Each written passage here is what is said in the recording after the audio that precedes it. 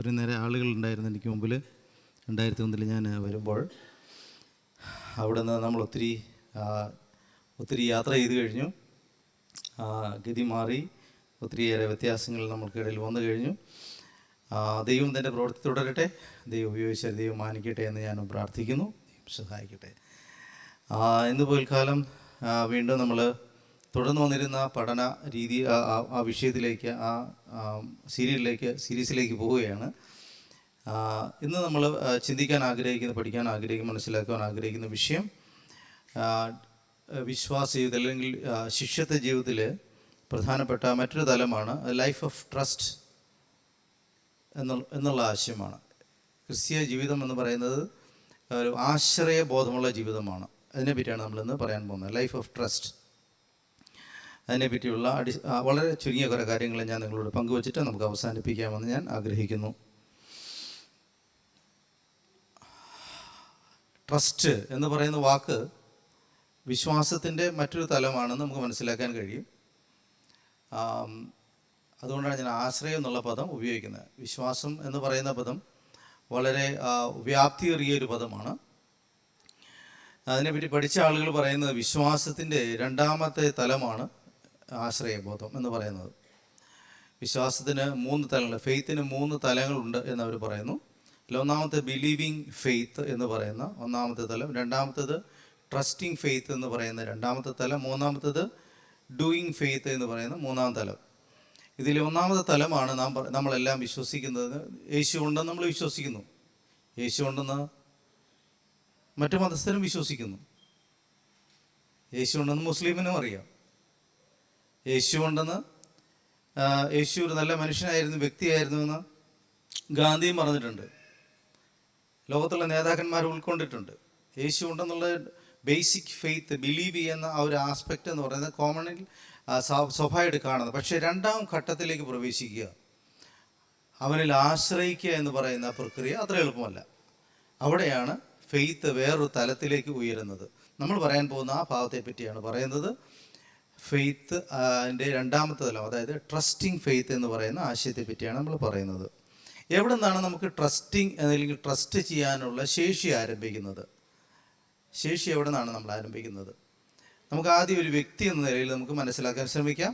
ഒരു വ്യക്തിയിൽ ട്രസ്റ്റ് അല്ലെങ്കിൽ ആശ്രയബോധം ആരംഭിക്കുന്നത് അവൻ്റെ ശൈശവത്തിലാണ് എന്ന് വ്യക്തമായി പറഞ്ഞാൽ ഇതിനെപ്പറ്റി പഠിച്ചവർക്കെല്ലാം അറിയാവുന്ന കാര്യമാണ്. ആരംഭിക്കുന്നത് 0 മുതൽ 1 വയസ്സ് വരെയുള്ള സമയമാണ്. 1 വയസ്സിനുള്ളിൽ ഉള്ള ഒരു കുഞ്ഞിന് ആകെ അറിയാവുന്ന ഭാഷ എന്താണ്? കരയുക എന്ന് പറയുന്ന ഭാഷയാണ്.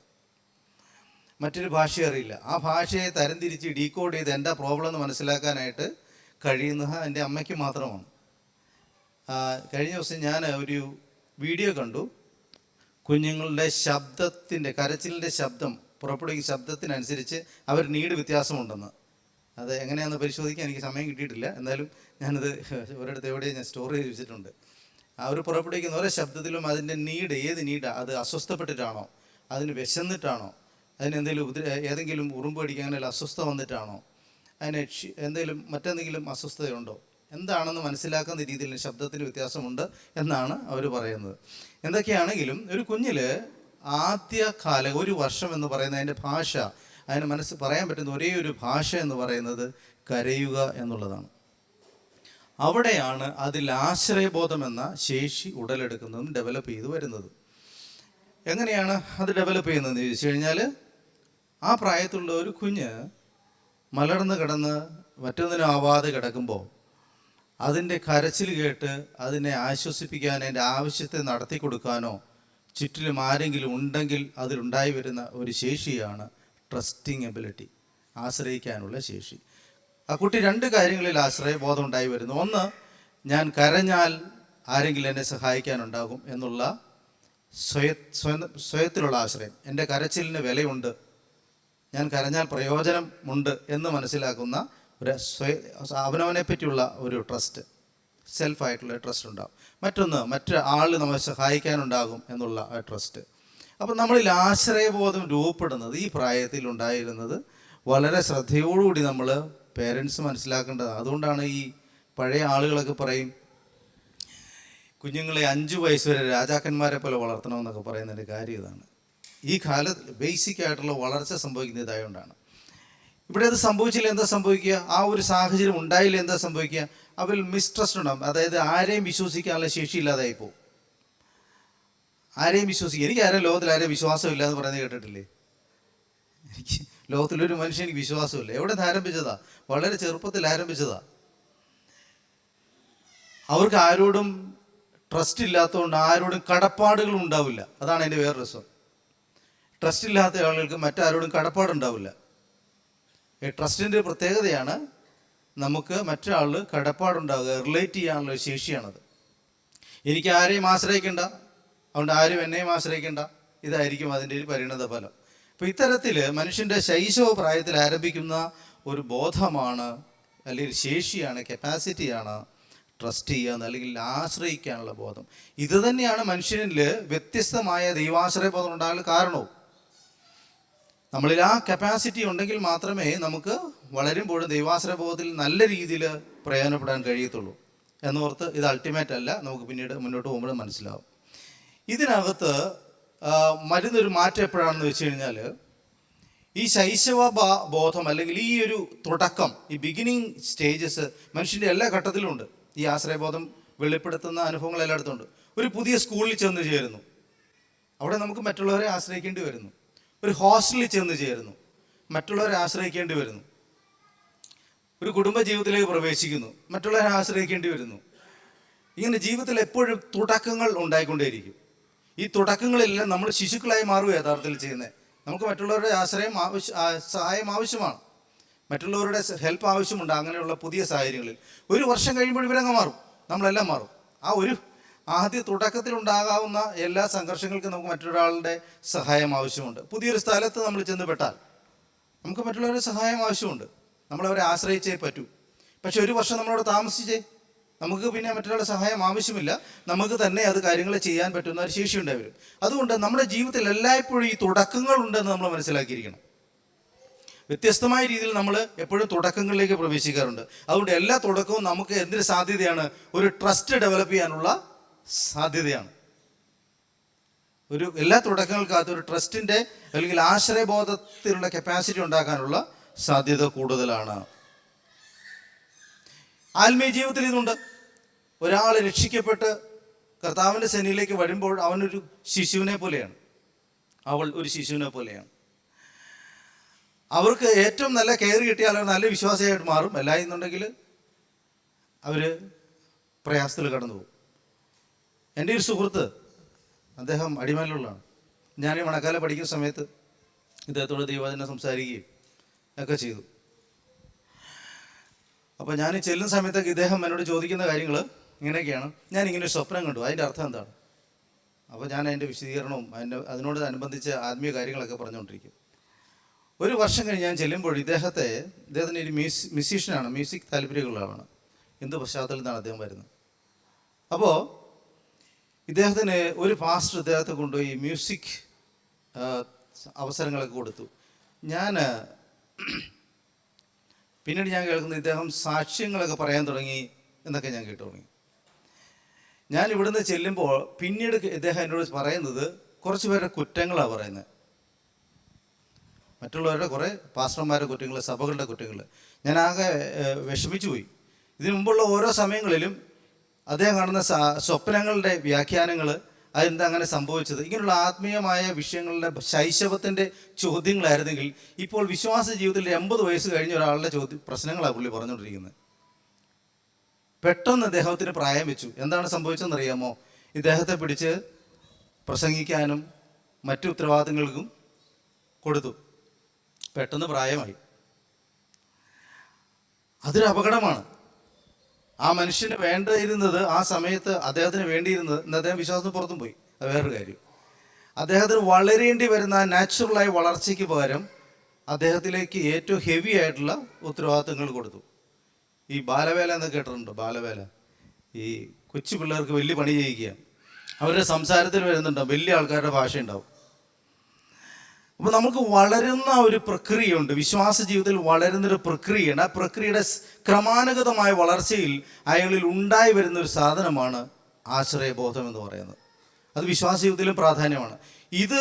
ഇത് മേക്കപ്പ് ചെയ്യാതെ, ഇത് ക്രമമായിട്ട് വളരാത്ത ഒരാൾ വിശ്വാസത്തിൽ വലിയ തലങ്ങളിലേക്ക് പോയാലും ഇതൊരു ഗ്യാപ്പായിട്ട് ആ ജീവിതത്തിൽ നിൽക്കും.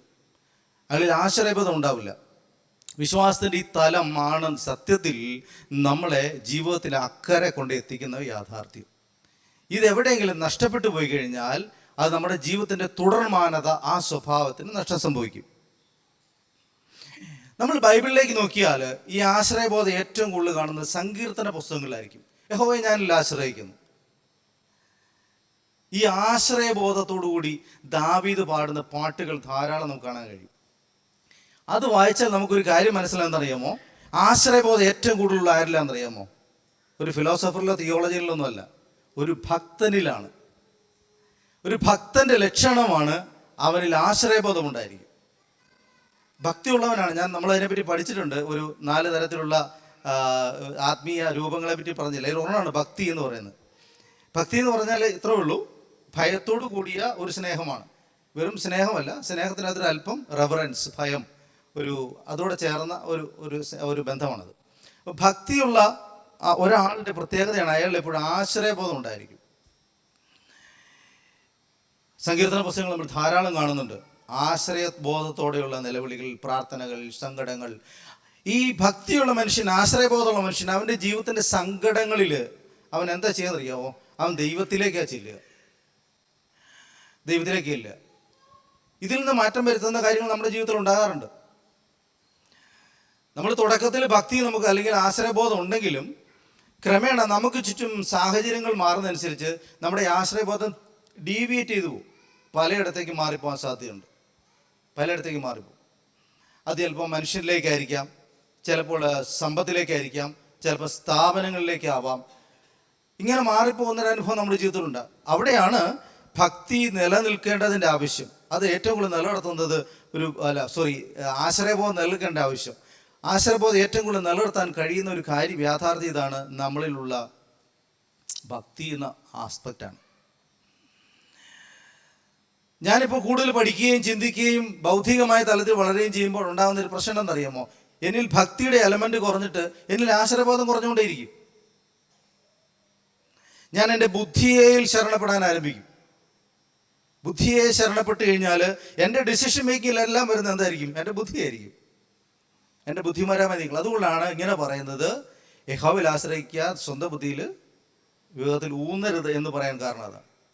നമ്മൾക്ക് ഓട്ടോമാറ്റിക്കലി നമ്മൾ ജ്ഞാനം സ്വീകരിക്കുന്നവരായതുകൊണ്ട് ജ്ഞാനത്തിലേക്ക് നമുക്ക് ആശ്രയിക്കാനുള്ള സാധ്യത കൂടുതലാണ്. പണം ഉണ്ടാക്കുന്ന ഒരാൾക്ക് പണത്തിലേക്ക് ആശ്രയിക്കാനുള്ള സാധ്യത കൂടുതലാണ്. ഇതിലെല്ലാം മനസ്സ് വയ്ക്കുന്ന ഒരു പ്രക്രിയ നമ്മുടെ ജീവിതത്തിൽ നാച്ചുറൽ ഉണ്ടായി വരുന്നുണ്ട്. അവിടെയാണ് നാം തിരിച്ചറിയേണ്ടത് യഹോവയിൽ തന്നെ ആശ്രയിക്കുക, ദൈവത്തിൽ തന്നെ ആശ്രയിക്കുക എന്ന് പറയുന്നത്. ഈ ആശ്രയബോധം വേറെ എന്തിലേക്കും തിരിഞ്ഞു കഴിഞ്ഞാൽ അത് നമുക്ക് ദോഷം ചെയ്യും, ദോഷമുണ്ടാക്കും. അത് ജ്ഞാനത്തിലാണെങ്കിലും എല്ലാ ജ്ഞാനത്തിനും അതിൻ്റെ പരിമിതിയുണ്ട്. എല്ലാ ലോകത്തുള്ള എല്ലാ സൃഷ്ടിക്കപ്പെട്ടതിൻ്റെ പരിമിതിയുണ്ട്. ഇതിന് പരിമിതിയില്ലാത്ത ദൈവത്തിന് മാത്രമേ ഉള്ളൂ. നമ്മൾ ദൈവത്തിൽ ആശ്രയിക്കാൻ പഠിക്കണമെന്നുള്ളതാണ് നമ്മളിന്ന് പലകാലം നമ്മൾ പറയാനും ചിന്തിക്കാനും ആഗ്രഹിക്കുന്ന കാര്യം. ഈ ട്രസ്റ്റ് അല്ലെങ്കിൽ ആശ്രയബോധത്തിന് വെല്ലുവിളി ഉയർത്തുന്ന കാര്യങ്ങളുണ്ട്.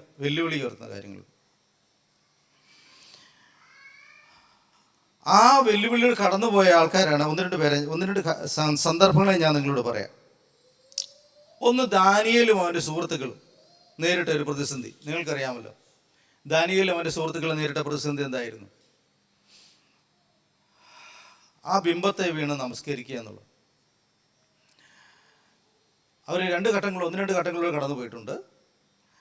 അവിടെ ആ ദൈവഭക്തന്മാർ പറയുന്നത് ഇങ്ങനെയാണ്: ഞങ്ങളുടെ ദൈവത്തിന് ഞങ്ങൾ വിടിപ്പാൻ കഴിയും, അഥവാ കഴിഞ്ഞില്ലെങ്കിലും ഈ ദൈവത്തെ അല്ലേ നമ്മൾ സേവിക്കില്ല. ടെസ്റ്റുകളുടെ ഒരു പ്രത്യേക രീതിയാണത്.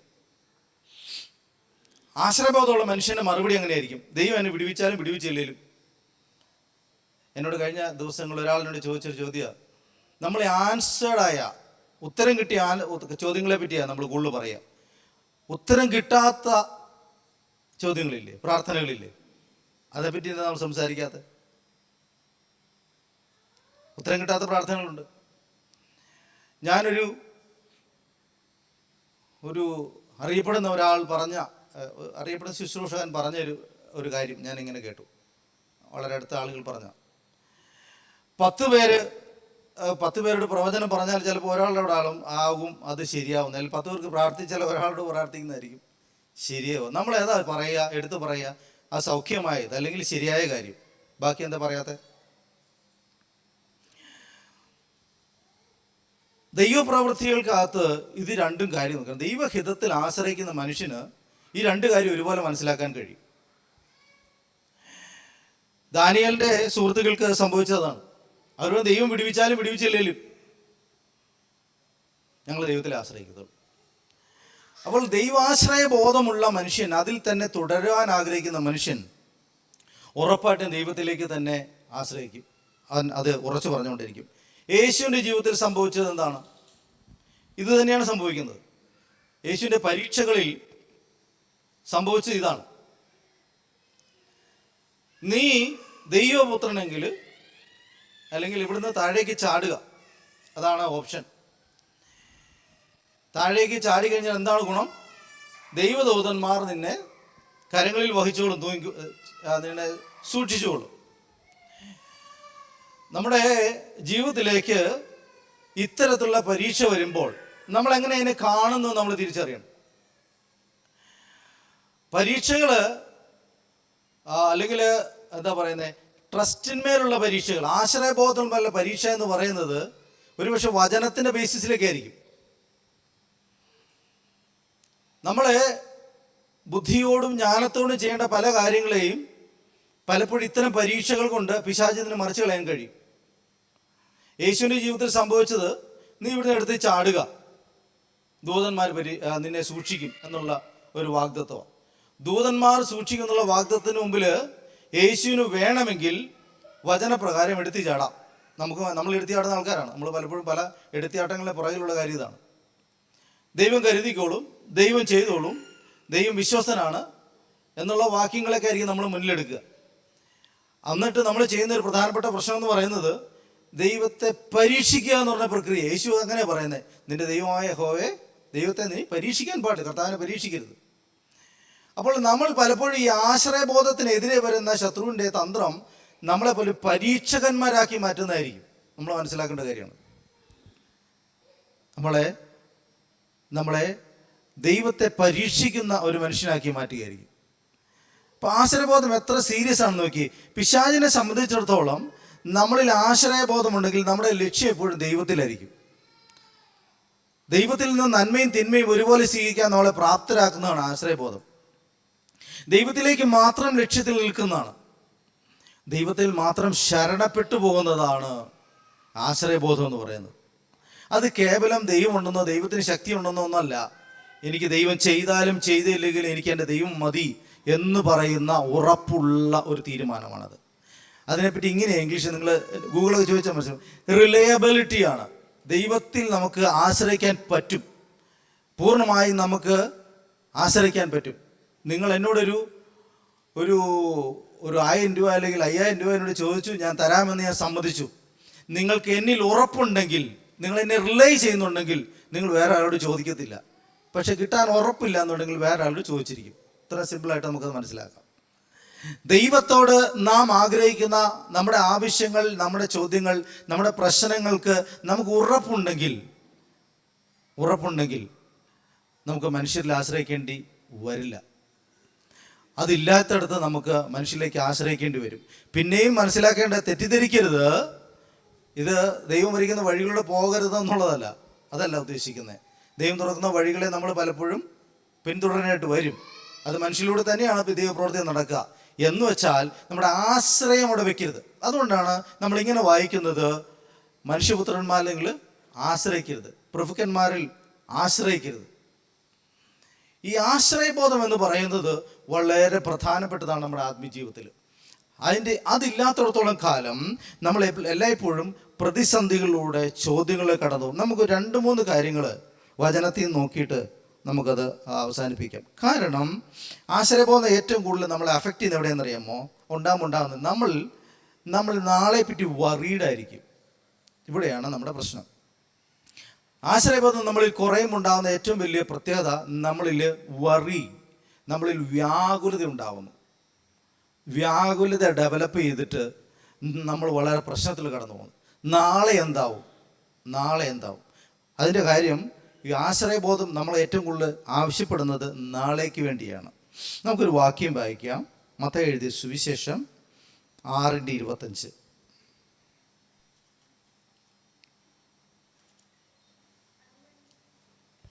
അതുകൊണ്ട് ഞാൻ നിങ്ങളോട് പറയുന്നത്, എന്തു തിന്നും എന്തു കുടിക്കും എന്ന് നിങ്ങളുടെ ജീവനായിക്കൊണ്ടും എന്തുടുക്കും എന്ന് ശരീരത്തിനായിക്കൊണ്ടും വിചാരപ്പെടരുത്. ആഹാരത്തേക്കാൾ ജീവനും ഉടുപ്പിനേക്കാൾ ശരീരവും വലുതല്ലയോ? മതി മതി. അത് ആ വാക്യം താഴെ വരെയുണ്ട്, 34 വരെ ഇതിനെപ്പറ്റി പറയുന്നത്. എനിക്ക് തോന്നുന്നു 1, 2, 3, 4 പ്രാവശ്യങ്ങളിൽ വിചാരപ്പെടരുത്, വറീഡ് ആവരുത് എന്ന് അതിനകത്ത് തന്നെ പറഞ്ഞിട്ടുണ്ട്. ആ ഒരു വേദഭാഗത്തിൽ തന്നെയുണ്ട്.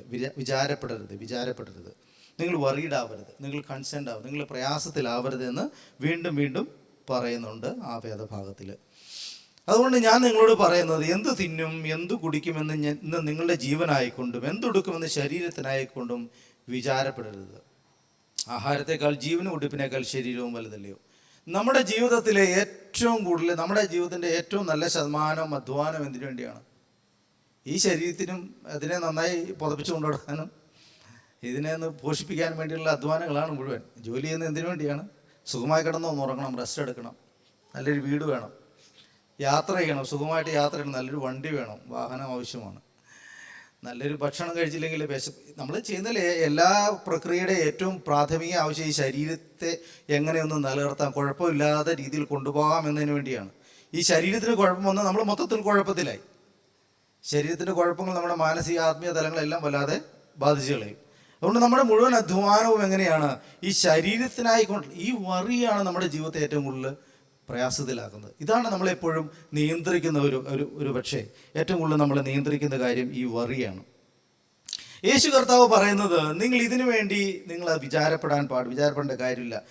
എങ്ങനെ അത് പറഞ്ഞു കൊടുക്കുന്നതെന്ന് നോക്കിക്കുക. 6-ാം അധ്യായത്തിൻ്റെ 19 മുതൽ നമുക്കത് വായിക്കുമ്പോൾ നമുക്ക് കാണാൻ കഴിയുന്നത്, പുഴുവും തുരുമ്പും കെടുക്കുകയും കള്ളന്മാർ തുരന്ന് മോഷ്ടിക്കുകയും ചെയ്യുന്ന ഈ ഭൂമിയിൽ നിങ്ങൾ നിക്ഷേപം സ്വരൂപിക്കുക എന്ന് പറഞ്ഞിട്ട് യേശു നിക്ഷേപത്തെ പറ്റി എങ്ങനെ പറയുന്നു? കുറേ കാര്യങ്ങൾ പിന്നെ പറഞ്ഞു പോവുക. മനുഷ്യൻ്റെ എല്ലാ പ്രശ്നങ്ങളും ഇതുമായിട്ട് ഇങ്ങനെയുള്ള കാര്യങ്ങൾ ബന്ധപ്പെട്ടിരിക്കുന്നു. നമ്മൾ ചെയ്യുന്ന അധ്വാനിക്കുന്ന എല്ലാ കാര്യങ്ങളിലുമൊക്കെ നമുക്ക് വേണ്ടി, തലമുറയ്ക്ക് വേണ്ടി, നാളേക്ക് വേണ്ടിയുള്ള സ്വരൂപിക്കലാണ്. ഇന്നത്തേക്ക് വേണ്ടിയുള്ള ഒരു ചിന്തയല്ലല്ലോ നമ്മൾ ഏറ്റവും കൂടുതൽ ഭരിക്കുക. ഞങ്ങൾക്ക് ആവശ്യമായ ആഹാരം ഇന്ന് തരയണമേ എന്നുള്ളതാണ് കർത്താവിൻ്റെ പ്രാർത്ഥന. പക്ഷെ നമ്മൾ ഇന്നത്തേക്ക് വേണ്ടിയുള്ള മാത്രമല്ല ചോദിക്കുന്നത്, നമ്മൾ തലമുറകൾക്ക് ശേഷമുള്ള കാര്യങ്ങളാണ് നമ്മൾ ചോദിച്ചുകൊണ്ടിരിക്കുന്നത്. നമ്മൾ ഫ്യൂച്ചറിനെ പറ്റിയാണ് കൂടുതൽ ചിന്തിക്കുക. അതുകൊണ്ട് തന്നെ നമ്മളിൽ ആകുലത കൂടുതലുമാണ്. നമ്മൾ നാളെ പറ്റിയാണ് കൂടുതൽ ചിന്തിക്കുക. ഇന്നത്തെ ജീവിതത്തെ പറ്റിയോ ഇന്നത്തെ സന്തോഷമോ സമാധാനമോ എന്നല്ല നമ്മുടെ പ്രശ്നം. നമ്മൾ കൂടുതലും ചിന്തിക്കുന്നത് നാളെ പറ്റിയാണ്. മക്കളുടെ ഭാവി അല്ലേ? നമ്മൾ ഭാവിയെ പറ്റിയാണ് കൂടുതൽ ചിന്തിക്കുക. അതുകൊണ്ട് തന്നെ വ്യാകുലതകൾ നമ്മളെ വല്ലാതെ ജീവിതത്തെ ഞരക്കിക്കൊണ്ടേയിരിക്കും. പക്ഷെ കർത്താവിൻ്റെ പദ്ധതിക്കകത്ത് നാളുകളല്ല, നാളുകൾ കർത്താവിൻ്റെ കാര്യങ്ങളിൽ സുരക്ഷിതമാണ്. അതാണ് ആശ്രയബോധമുള്ള മനുഷ്യൻ കാണുന്ന കാഴ്ച. ആശ്രയബോധമില്ലാത്ത മനുഷ്യന് നാളെ പറ്റിയുള്ള നിക്ഷേപങ്ങൾ പ്രശ്നമാണ്, നാളെ പറ്റിയുള്ള കരുതൽ പ്രശ്നമാണ്. അവൻ നാളെപ്പറ്റി എങ്ങനെ സുരക്ഷിതമാക്കാം എന്നുള്ള ഭാവി സുരക്ഷിതമാക്കുന്ന പ്രക്രിയയിൽ നിരന്തരം ഏർപ്പെട്ടുകൊണ്ടിരിക്കുകയും ഇന്ന് ജീവിക്കാൻ മറക്കുകയും ചെയ്യുന്നവനാണ്. ആശ്രയബോധമില്ലാത്ത മനുഷ്യന് നാളെ വലിയ പ്രശ്നമാണ്, നാളെ എന്താവും എന്നുള്ള പ്രശ്നമാണ്. ഞാൻ ഈ ചോദ്യം ഏറ്റവും രൂക്ഷമായി നേരിട്ടത് ഞാൻ വടക്കേൻ്റെ വീട്ടിൽ പോരാൻ നേരത്താണ്. എനിക്ക് ഒരിടത്തും ഒരു വർക്ക് ചെയ്യാനുള്ള ഇടവുമില്ല, എൻ്റെ വരുമാനങ്ങൾ നിന്ന് പോന്നു. ഞാൻ എങ്ങോട്ട് എന്ത് ചെയ്യുമെന്നുള്ള യാതൊരു ഉത്തരവുമില്ലാതെ, ക്ലാരിറ്റി ഇല്ലാത്തൊരവസ്ഥയിൽ എന്നോട് ചോദിച്ചത്, നിൻ്റെ കാര്യം എന്താവും? എനിക്ക് കൃത്യമായ ഉത്തരങ്ങളൊന്നുമില്ല. ഉത്തരങ്ങൾ പറയാൻ എനിക്കറിയില്ല, കാരണം ഉത്തരമില്ല. ഇല്ലാത്ത എങ്ങനെ പറയുന്നത് അല്ലേ? ആ പ്രശ്നമല്ലേ നമ്മുടെ അബ്രഹാമൊക്കെ ശരിക്കും നേരിടുന്നത്. യാഗത്തിനുള്ള മൃഗം എവിടെയെന്ന് ചോദിച്ചാൽ ദൈവം കരുതിക്കോളെന്നൊക്കെ ചിലപ്പോൾ പറയാൻ പറ്റത്തുള്ളൂ. നമ്മൾ അത്തരം ഒരു സന്ദർഭത്തിൽ എത്തിപ്പെടുന്നുണ്ടെങ്കിൽ അതിൻ്റെ അർത്ഥം എന്താണെന്ന് അറിയാമോ? ദൈവം നമ്മളെ ട്രസ്റ്റ് പഠിപ്പിക്കുകയാണ്. നമ്മൾ മനസ്സിലാക്കിയിരിക്കണം, ആശ്രയം പഠിപ്പിക്കുകയാണ്. ഇത് ചുമ്മാ ഉണ്ടായി വരുന്ന കാര്യമല്ല. ഞാൻ ആദ്യം പറഞ്ഞില്ല, എൻ്റെ തുടക്കം എവിടെ നിന്നാണ്. നമ്മളിത് പഠിച്ചു വരേണ്ടുന്ന ഒരു കാര്യമാണ്, ശീലിച്ചെടുക്കേണ്ട ഒരു കാര്യമാണ്. അല്ലാത്തവർക്ക് ഇത് സമയത്ത് ഇത് ഫലപ്രദമാകത്തില്ല. നമ്മളിൽ വ്യാകുലത നമ്മളെ നിയന്ത്രിച്ചുകൊണ്ടേയിരിക്കും. നമ്മുടെ ജീവിതത്തിൽ എവിടെയെങ്കിലും ഇത്തരം തീരുമാനം, ഞാൻ ആദ്യമായിട്ട് ആശ്രയബോധത്തെ പറ്റി പഠിക്കുന്നത് എവിടെയാണ്? അതുവരെയുള്ള എൻ്റെ ജീവിതത്തിനകത്ത് എനിക്ക് 4-ാം തീയതി ആകുമ്പോൾ അല്ലെങ്കിൽ അതിനുള്ളിൽ ആണ് ഞങ്ങളുടെ സാലറി വീഴുന്നത്. ആ സമയത്ത് വന്നുകൊണ്ടിരിക്കും. ATM ആണ് നമ്മുടെ ആശ്രയത്തിൻ്റെ കേന്ദ്രം. ATMലാണ് നമ്മുടെ ആശ്രയം, അല്ലാതെ വേറെ ആശ്രയങ്ങളുടെ ആവശ്യമില്ല. സമയത്ത് അത് വന്നുകൊണ്ടിരിക്കും. പക്ഷേ അവിടെ വിട്ടു കഴിഞ്ഞപ്പോൾ എനിക്ക് ആശ്രയിക്കേണ്ടി വന്നു കർത്താവിനെ. ആശ്രയം തുടങ്ങിയ കാലമുള്ള കണക്ക് എൻ്റെ കയ്യിൽ ഇപ്പോഴും ഉണ്ട്. ആശ്രയം അതിന് മുമ്പുള്ള ഒരു കണക്ക് എൻ്റെ കയ്യിലില്ല. പക്ഷെ ആശ്രയം തുടങ്ങിയ കാലം മുതൽ ഇന്ന് വരെയുള്ള കണക്ക് എൻ്റെ കയ്യിലുണ്ട്. അത് വളരെ രസാവഹമാണ്, വളരെ മനോഹരമാണത്. ആശ്രയിക്കാത്ത മനുഷ്യനേക്കാൾ ശ്രേഷ്ഠമാണ് ആശ്രയിക്കുന്ന മനുഷ്യൻ്റെ ജീവിതമെന്ന് എനിക്ക് ഉറപ്പിച്ച് പറയാൻ കഴിയും. ദൈവാശ്രയ ബോധത്തിലാണ് നമ്മുടെ ഏറ്റവും നല്ല അനുഭവങ്ങൾ നിൽക്കുന്നത്, ഏറ്റവും നല്ല ആത്മീയ ജീവിതം നിൽക്കുന്നത്, ഏറ്റവും സുഖമുള്ള ആത്മീയ ജീവിതം നിൽക്കുന്നത് ആശ്രയബോധത്തിൽ നിൽക്കുമ്പോഴാണ്. നമുക്ക് ചുറ്റുമുള്ള കാര്യങ്ങളെ ആശ്രയിക്കാനായിട്ടാണ് ലോകം നമ്മളെ പ്രേരിപ്പിക്കുന്നത്, പിശാച് നമ്മളെ പ്രേരിപ്പിക്കുന്നത്, ലോകത്തിൻ്റെ സൗകര്യങ്ങൾ നമ്മളെ പ്രേരിപ്പിക്കുന്നത്. പക്ഷേ ദൈവത്തിൽ ആശ്രയിക്കുന്ന മനുഷ്യൻ്റെ ജീവിതം ഡിഫൈൻ ചെയ്യപ്പെടുന്നത് വേറെ പല രീതിയിലാണ്. നമ്മളിവിടെ വായിച്ചു നോക്കി 2 പ്രധാനപ്പെട്ട പ്രശ്നങ്ങൾ നമ്മളിവിടെ നേരിടുന്നു. ഒന്ന്, ഭക്ഷണത്തിന് വേണ്ടിയുള്ള എന്ത് നമ്മൾ കഴിക്കും എന്നുള്ള ചോദ്യമാണ്. ഈ ചോദ്യം തന്നെ യേശു കർത്താവ് നേരിട്ടത്. വിശക്കുന്നു, അപ്പം അവൻ കൽപ്പിക്കും. 40 ദിവസം ഉപവസിച്ച് നേടിയ കൃപാവരം ഒറ്റ നിമിഷം കൊണ്ട് കളയുന്നതാണ് കാണുന്നത്. പക്ഷെ യേശു തമ്പുരാനായിട്ട് സംഭവിച്ചില്ല.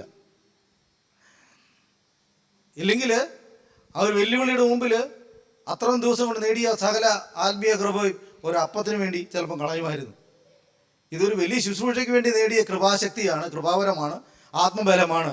പക്ഷേ വേണമെങ്കിൽ നിമിഷം കൊണ്ട് കളയാം. ഇങ്ങനെയൊക്കെ പലപ്പോഴും നമ്മളിലുള്ള കൃപാവരം ചോർന്നു പോകുന്നത്.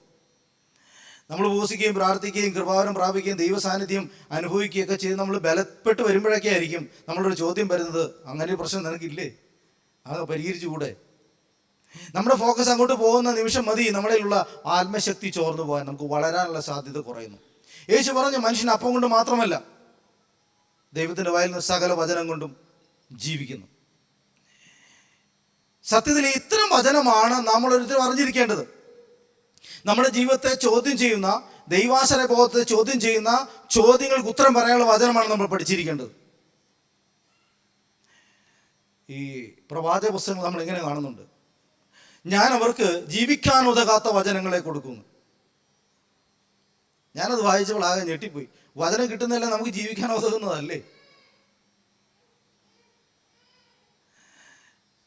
നമുക്ക് വരുന്ന വചനം എന്ന് പറയുന്നത് നമുക്ക് ജീവിക്കാൻ ഉതകണം, നമ്മുടെ ജീവനെ വർദ്ധിപ്പിക്കുന്നതാകണം. അല്ലാത്ത വചനം നമ്മുടെ കയ്യിൽ വന്നിട്ട് കാര്യമില്ല. ദൈവാശ്രയ ബോധത്തിൽ മനുഷ്യൻ വളരുന്നിടത്താണ്, അതിനുള്ള വചനം കിട്ടുമ്പോഴാണ് അവൻ വർദ്ധിക്കുന്നത്. യേശു കർത്താവ് അതാണ് ചെയ്തത്. മനുഷ്യൻ അപ്പം കൊണ്ട് മാത്രമല്ല ദൈവത്തിൻ്റെ വായിൽ നിന്ന് സകല വചനം കൊണ്ടും ജീവിക്കുന്നു.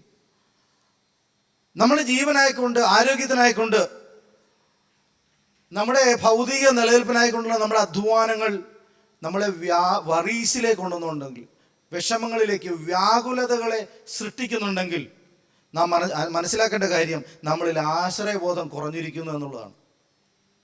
പ്രശ്നങ്ങൾ ഉണ്ടാവില്ല എന്നുള്ളതല്ല, പക്ഷേ നമ്മളെ വ്യാകുലതകളിലേക്ക് കൊണ്ടുപോകുന്നുണ്ടെങ്കിൽ അതിൻ്റെ അർത്ഥം ഇതാണ്, നമ്മളിൽ ദൈവാശ്രയ ബോധം കുറഞ്ഞിരിക്കുന്നു.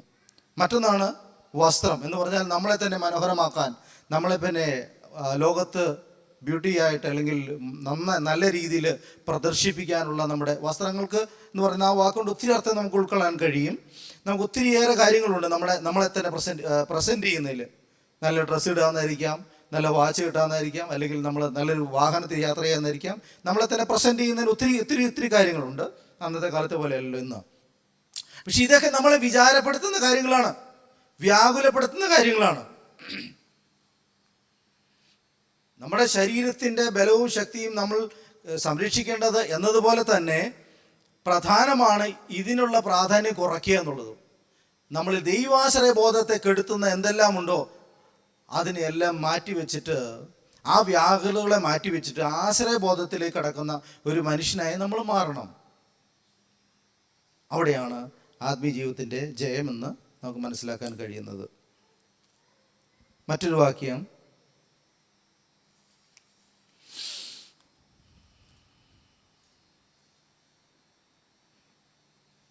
1 കൊരിന്ത്യർ 7:21 നമുക്ക് വേഗം വായിച്ചു പോകാം.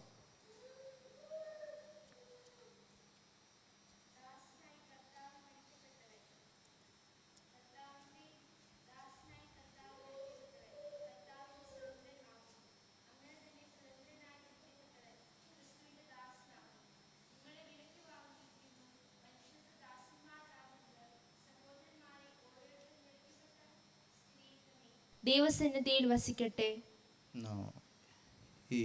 ഈ വാക്യം എങ്ങനെ ഇവിടെ ചേരുന്നത് നിങ്ങൾക്ക് സംശയം ഉണ്ടാകുമായിരിക്കാം. പക്ഷേ എൻ്റെ മനസ്സിലത് ആ ചിന്ത വന്നുകൊണ്ടാണ് ഞാനത് വായിക്കുവാനിടയായത്. ദാസനായിട്ടും യജമാനായിട്ടും വിളിക്കപ്പെട്ട ആളുകൾ സോഷ്യൽ പൊസിഷനിൽ വ്യത്യാസമുണ്ട്.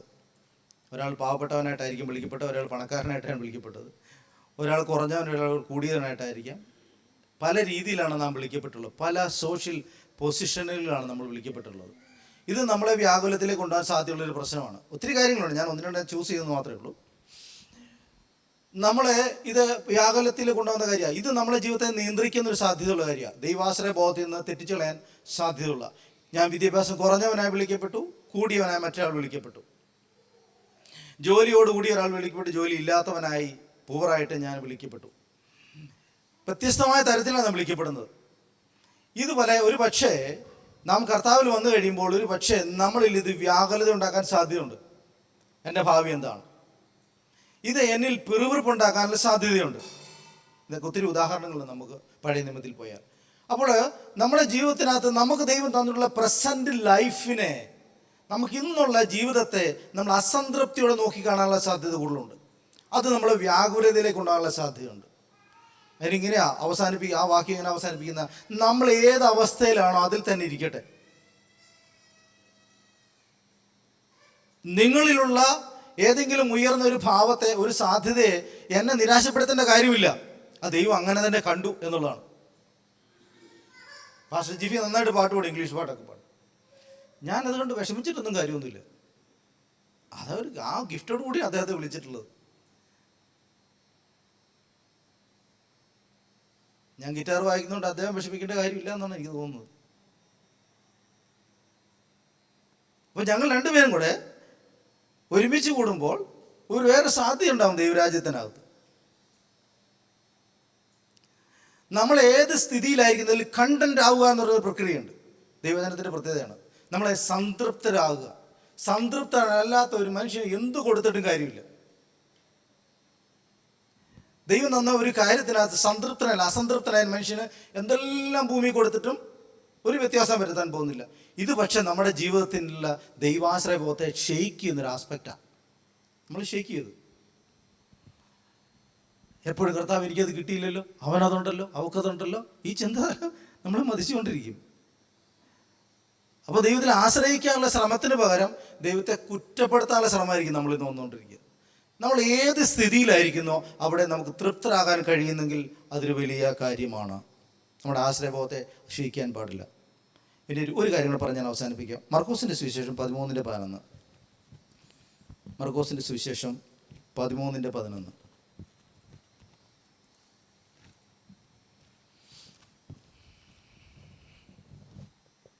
ആരും ദേവാലയത്തിൽ കൂടി ഒരു വസ്തുവും കൊണ്ടുപോകുവാൻ സമ്മതിച്ചില്ല. പിന്നെ അവരെ ഉപദേശിച്ചു, എൻ്റെ ആലയം സകല ജാതികൾക്കും. മർക്കോസ് 13:11. എന്നാൽ ശൂന്യമാക്കുന്ന മ്ലേച്ഛത നിൽക്കരുതാത്ത സ്ഥലത്ത് നിൽക്കുന്നത് നിങ്ങൾ കാണുമ്പോൾ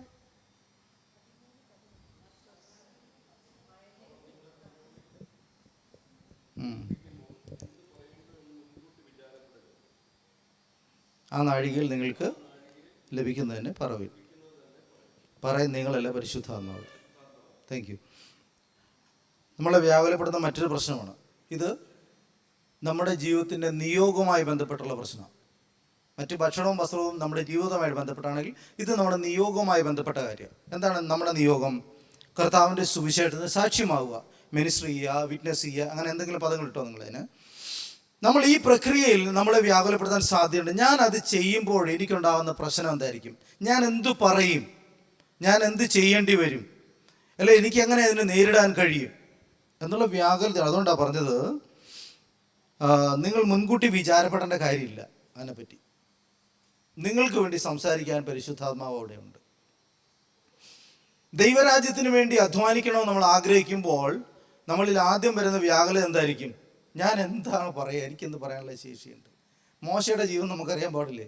അദ്ദേഹം പറയുന്നത്, എന്നെ കൊണ്ട് എന്ത് പ്രാപ്തിയുണ്ട്, എനിക്ക് പറയാൻ പറ്റില്ല, ഞാൻ തടിച്ച നാവുള്ളവനാണ്, എനിക്കതിനുള്ള കഴിവില്ല, എനിക്ക് പാടാനോ പറയാനോ പ്രസംഗിക്കാനോ ഉള്ള പ്രാപ്തിയില്ല. ഞാനും പറഞ്ഞിട്ടുണ്ട്, എനിക്ക് പ്രസംഗിക്കാനുള്ള കഴിവുള്ള ആളല്ല, എനിക്ക് എന്നെ ഒന്ന് ഒഴിവാക്കി തരണം. ഇങ്ങനെയൊക്കെ തന്നെയാണ് ഞാൻ പറഞ്ഞിട്ടുള്ളത്. നമ്മൾ കർത്താവിനോട് വർത്തമാനം പറയുന്നൊരു ശൈലിയുണ്ടല്ലോ, എനിക്കൊന്ന് ഈ സംഗതി ഒന്ന് ഒഴിവാക്കി തരാമോ, ബാക്കിയൊക്കെ ഞാൻ ചെയ്തോളാം എന്ന് പറഞ്ഞിട്ടുണ്ട് ഞാൻ.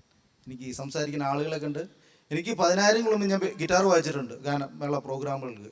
പക്ഷേ സംസാരിക്കാൻ എനിക്ക് പറ്റത്തില്ല, നല്ല ധൈര്യം എനിക്കില്ല. ഒന്ന് ഒഴിവാക്കി തരാമോ എന്ന് കർത്താവിനോട് ഒരു വട്ടം ഞാൻ ചോദിച്ചിട്ടുണ്ട്. മറ്റുള്ളവർ എങ്ങനെ സംസാരിക്കുക, എങ്ങനെ ഷെയർ ചെയ്യുക, എങ്ങനെ ദൈവരാജ്യത്തിൽ പ്രയോജനപ്പെടുക, നമ്മളിൽ വ്യാകുലതയുണ്ട്. ഈ വ്യാകുലത ദൈവത്തിൽ ആശ്രയിക്കാനും ദൈവേഷ്ടം ചെയ്യാനും നമ്മളെ തടയും.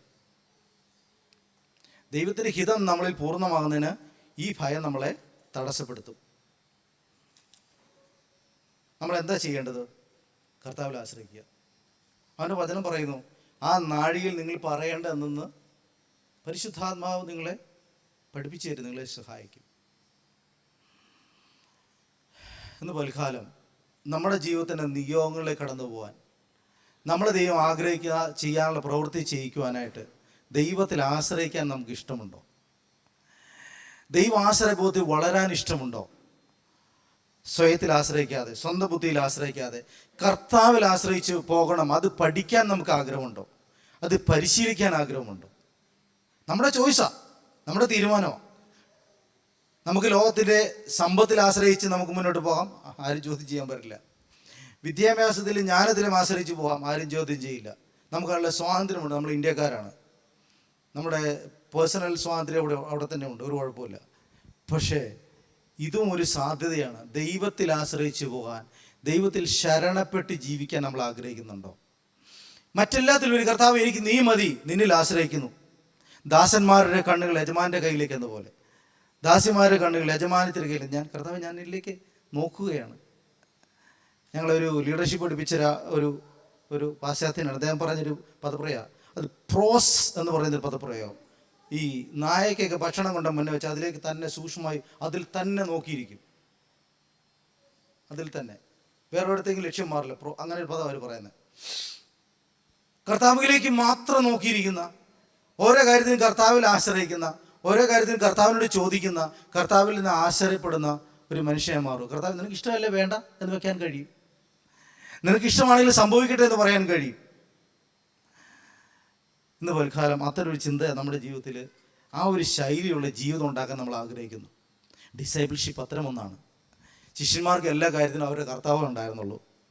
ടാക്സ് അടയ്ക്കണമെങ്കിൽ കർത്താവ്, ഭക്ഷണം കഴിക്കണേ കർത്താവ്, രോഗം വന്നാൽ അമ്മായിമ്മയ്ക്ക് രോഗം വന്നപ്പോൾ അപ്പം അമ്മായിപ്പൻ്റെ രോഗം വന്നപ്പോഴും എല്ലാം കർത്താവാണ് അവരുടെ ജീവിതത്തെ മുഴുവൻ നിയന്ത്രിക്കുന്നത്. അവരുടെ ചോദ്യങ്ങളെല്ലാം കർത്താവിനോടാണ്. അതുകൊണ്ടാണ് കർത്താവ് ഒന്ന് മാറിയപ്പോഴേക്കും അവരത് പകച്ചു പോയത്. കർത്താവ് കുരിശിൽ തൂങ്ങി അവൻ മരണത്തിന് കീഴ്പ്പെട്ട് കഴിഞ്ഞപ്പോഴത്തേക്കും, അല്ലെങ്കിൽ മരിച്ചടക്കപ്പെട്ട് കഴിഞ്ഞപ്പോഴത്തേക്കും അവർ തകർന്നു പോയത് കൊണ്ടാണ്. അവരെ ആശ്രയബോധം അവർ തകർന്നുപോയി. ആ 3.5 വർഷക്കാലം അവർ ശീലിച്ചത് എന്താണെന്ന് അറിയുമോ? കർത്താവിനെ ചുറ്റിപ്പറ്റി ജീവിക്കാനാണ് അവർ പഠിച്ചത്. അവരുടെ ജീവിതത്തിൻ്റെ മുഴുവൻ ആശയങ്ങളും ആഗ്രഹങ്ങളും പ്രതീക്ഷകളും എല്ലാ സ്വപ്നങ്ങളും കർത്താവിനെ ചുറ്റിപ്പറ്റിയായിരുന്നു. അതുകൊണ്ട് കർത്താവിൻ്റെ ആബ്സൻസ് വന്നപ്പോഴേക്കും അവരാകെ തകർന്നുപോയി. പക്ഷെ അതല്ല സംഭവിച്ചത്. കർത്താവിൻ്റെ ആബ്സൻസ് എന്തിനു വേണ്ടിയായിരിക്കും എന്നറിയോ? നമ്മളൊരു എംപവർമെൻറ്റിന് വേണ്ടിയിട്ടായിരിക്കും. എന്താ സംഭവിച്ചത്? 120 പേർ ഏകദേശം അവിടെ കൂടിയിരുന്നപ്പോൾ ആ മാളികയിൽ എന്താ സംഭവിച്ചത്? പരിശുദ്ധാത്മാവിൻ്റെ വലിയ നിറവ്. നമ്മൾ കർത്താവിൽ ആശ്രയിക്കാൻ തീരുമാനിച്ചാൽ നമ്മുടെ ജീവിതത്തെ എന്ത് പറയണം, എന്ത് തിന്നണം, എന്ത് പ്രവർത്തിക്കണം, എങ്ങനെ മുന്നോട്ട് പോകണം എന്നെല്ലാം പറഞ്ഞു തരാനായിട്ട് പരിശുദ്ധാത്മാവ് നമ്മുടെ ഉള്ളിൽ നിന്ന് പറഞ്ഞു തന്നുകൊണ്ടേയിരിക്കും. അനുഗ്രഹിക്കപ്പെട്ടൊരു ജീവിതമാണത്. ഇന്ന് പലക്കാലം നമ്മൾ ആഗ്രഹിക്കുന്നത് അതിനു വേണ്ടി. ഹല്ലേലൂയ. നമുക്ക് നമ്മുടെ ഹൃദയത്തെ ഞാനിവിടെ അവസാനിപ്പിക്കാം. നമ്മുടെ ഹൃദയത്തെ കർത്താവിന് വിട്ടുകൊടുക്കാം. കർത്താവിനോടൊന്ന് ചോദിക്കാം, കർത്താവ് നിന്നിൽ ആശ്രയിച്ച് ജീവിക്കുന്നൊരു ജീവിതം എനിക്ക് തരണമേ. ഞാൻ പലതിലും ഇടയ്ക്കിടയ്ക്ക് ആശ്രയിക്കുന്നുണ്ട്. എൻ്റെ സ്വത്തിൽ ആശ്രയിക്കുന്നുണ്ട്, എൻ്റെ ജോലിയിൽ ആശ്രയിക്കുന്നുണ്ട്, എൻ്റെ വിദ്യാഭ്യാസത്തിൽ ആശ്രയിക്കുന്നുണ്ട്, ജ്ഞാനത്തിൽ ആശ്രയിക്കുന്നുണ്ട്, എൻ്റെ ചിന്തകളിൽ, എൻ്റെ വൈദഗ്ധ്യത്തിലൊക്കെ ഞാൻ ആശ്രയിക്കുന്നുണ്ട് കർത്താവേ. പക്ഷേ എനിക്ക് നിന്നിൽ തന്നെ ആശ്രയിച്ച് നിന്നെ ചുറ്റാകെ ജീവിക്കുന്ന ഒരു ജീവിതം എനിക്ക് ഉണ്ടാകണമെന്ന് ഞാൻ ആഗ്രഹിക്കുന്നു. കർത്താവ്, എന്നെ സഹായിക്കണമേ എന്നൊന്ന് പ്രാർത്ഥിക്കാൻ കഴിയുമെങ്കിൽ ഇന്ന് പോൽക്കാലം ഈ ആരാധനയിൽ ദൈവമായ കർത്താവ് നമ്മുടെ ജീവിതത്തെ പണിയട്ടെ. നമ്മുടെ ലക്ഷ്യം കർത്താവിലേക്ക് തന്നെ ആവട്ടെ. വചനം ഇങ്ങനെ പറയുന്ന പോലെ, ദാസന്മാരുടെ കണ്ണുകൾ യജമാൻ